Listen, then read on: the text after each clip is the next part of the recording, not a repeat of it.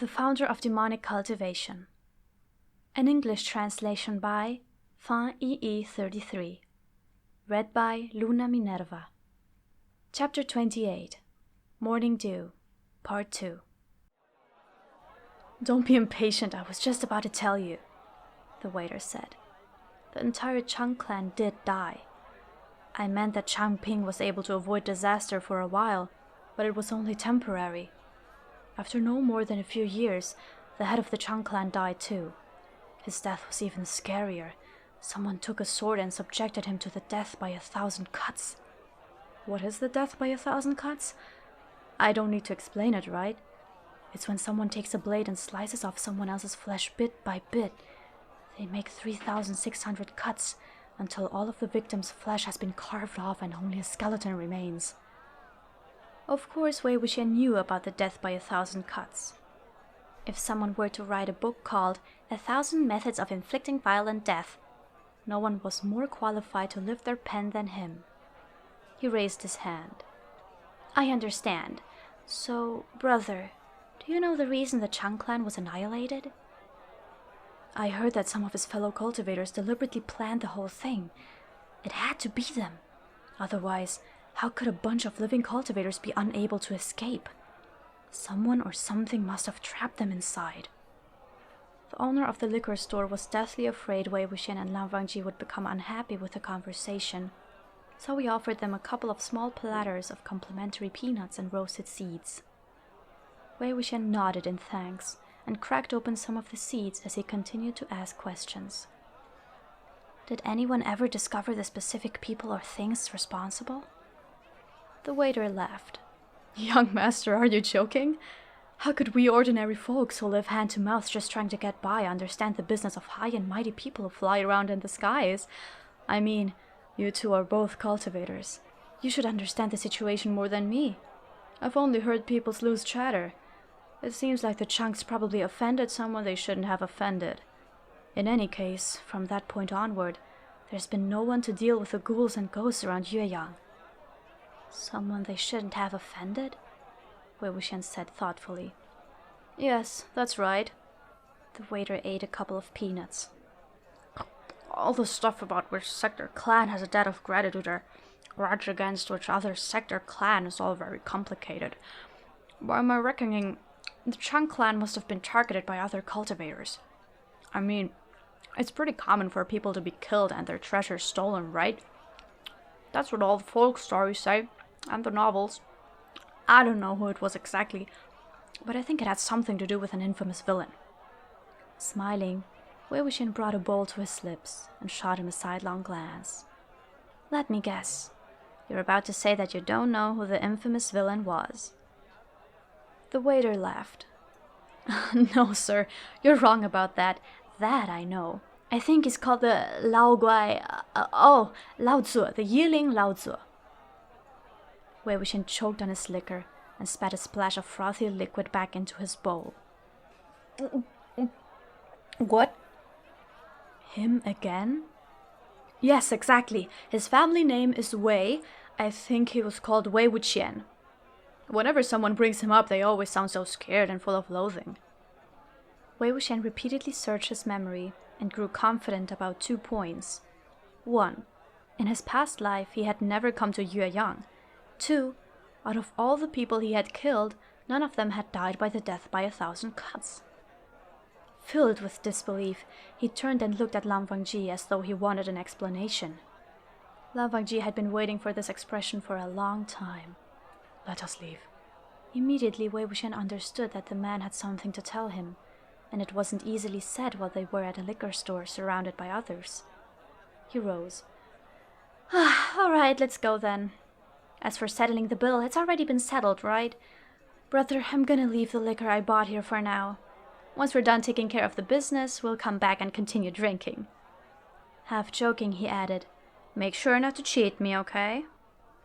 The waiter had already eaten most of the platter of peanuts. He protested loudly. "How could we do such a thing? This store treats all our customers fairly and honestly. Leave them here and don't worry about them, sir. We won't close until the two of you come back. Hey, young masters, are you about to head over to the Chang house?" Wow, you're amazing. Even I, a local, haven't been over there. I only have the guts to sneak a peek from afar. Are you two sirs gonna enter? What are you gonna do? We're also only going to sneak a peek from afar, Wei Wuxian replied. The waiter had a very outgoing and perhaps overly friendly personality and stopped treating Wei Wuxian like a stranger after a single conversation. He approached him and draped an arm around his shoulder. Do you two sirs find your jobs tiring? Is the pay high? It must be, right? You look so respectable. Can I ask something? Is it hard to get your foot in the door? Right in the middle of his blabbering, the waiter suddenly slammed his mouth shut and looked in the other direction, trembling in fear. Young master, the person next to you, why is he staring at me like that? He said in a hushed voice. Wei Wuxian followed his gaze in time to see Lan Wangji turn, rise, and proceed toward the liquor store's exit. Oh, him, well, my friend here was raised in a very strict and proper household. He hates seeing people throw their arms around other people in front of him. It's a bit strange, isn't it? The waiter withdrew his arm and whispered bitterly. Yes, that's strange. If you just saw the look in his eyes, you'd think I'd thrown my arms around his wife. It was impossible to speak quietly enough to escape Lan Wangji's keen hearing, but what the man was thinking at the moment was unclear. Wei Wuxian tried so hard not to laugh that his innards ached. I finished drinking a jug, he hastily said. Huh? The waiter said. Wei Wuxian pointed to himself. I'm standing. Finally, the waiter remembered his own promise to adopt the family name of anyone who could still stand after drinking a jug of his store's liquor. Hurriedly, he said, Oh, this is amazing. I'm not flattering you. This is the first time I've seen anyone who can still stand up straight and talk coherently after finishing a jug. What's your family name then, young master? Wei Wuxian said, before suddenly recalling the waiter's mention of Wei Wuxian earlier and having second thoughts. The corner of his mouth twitched, but he calmly continued. My name is Lan. Like Wei Wuxian, the waiter also had thick skin. His face didn't even change color as he shouted, Yes, from now on my family name is Lan. Underneath the Crimson Store banner, Lan Wangji's figure seemed to briefly lose its balance. An evil smile stretched across the entirety of Wei Wuxian's face, and he walked over with one hand held behind his back, then patted his friend on the shoulder. Thank you, Han Guangjun, for kindly footing the bill. I made him take your family name. After leaving the city, the pair walked in the direction the waiter had pointed. As they traveled, the number of people on the road gradually decreased, and the forest grew thicker. Why didn't you want me to keep asking questions back there? Wei Wuxian asked. I suddenly remembered that I had heard of the incident involving the Yueyang Chang clan. There was no need to continue the inquiry. Before you tell me the story, let me ask for your confirmation. I wasn't responsible for the, extermination of the Chang clan, was I?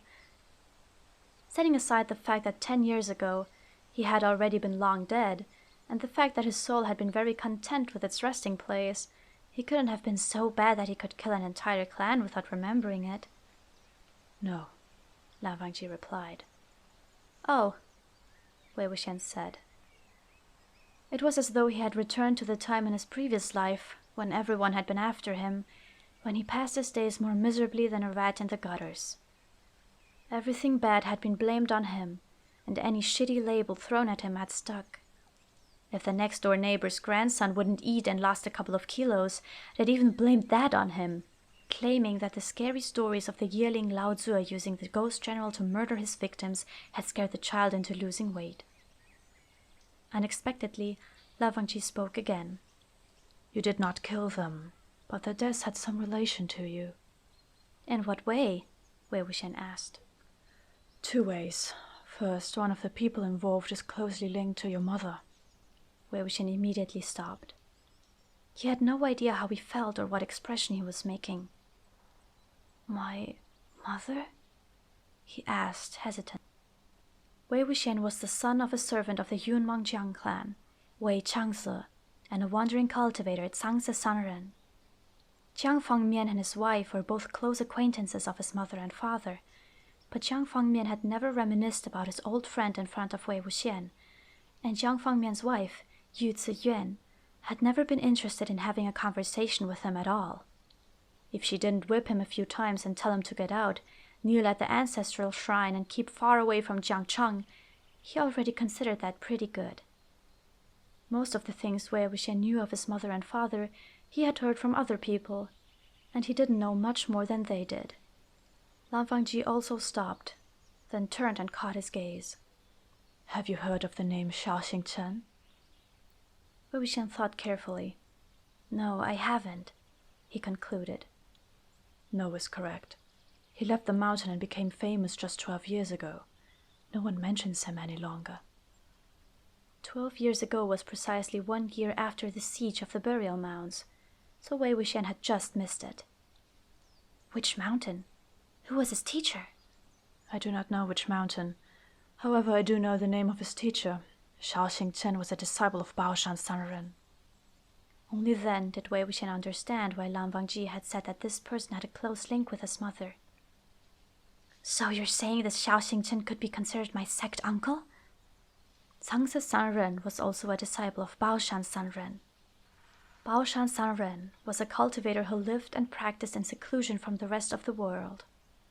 It was rumored that she was a member of the same generation as Wen Mao, Lan An, and others from that era.